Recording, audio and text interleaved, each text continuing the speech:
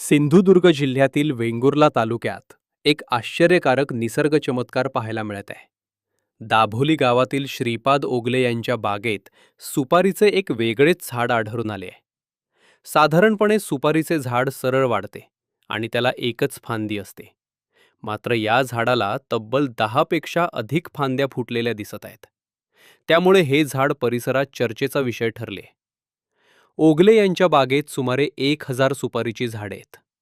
मात्र या एका झाडाची रचना पूर्णपणे वेगळी असल्यानं अनेक जण ते पाहण्यासाठी येथे भेट देत आहेत. निसर्गातील या अनोख्या बदलामुळे स्थानिकांसह पर्यटकांमध्येही उत्सुकता वाढली आहे. हा प्रकार निसर्गाच्या विविधतेचे आणि अद्भुततेचे उत्तम उदाहरण मानला जात आहे. या अनोख्या सुपारीच्या झाडामुळे दाभोली गाव पुन्हा एकदा चर्चेत आले असून पुढे यावर अधिक संशोधन होण्याची शक्यता व्यक्त केली जात आहे. बागेमध्ये पोपळीत एक जवळपास एकच हे असते फांदी असते, परंतु एक वेगळं एकच 10 पेक्षा फांद्या आलेल्या आहेत. काय माहिती आहे? मी श्रीपाद राजाराम उगले, दाभोली बोलेकरवाडी इथे आमची पारंपरिक बागायती आहे. आज जवळजवळ माझं वय आज 50 वर्ष आहे.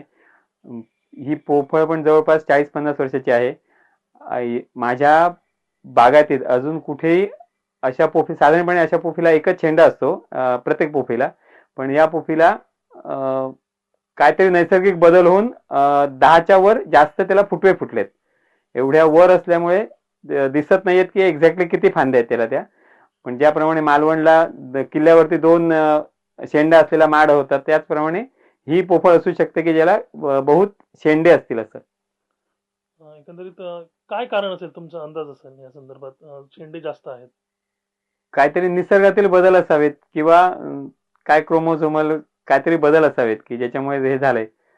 ते शोधावे लागतील, जिथपर्यंत कारण शोधावं लागेल त्याच्यासाठी.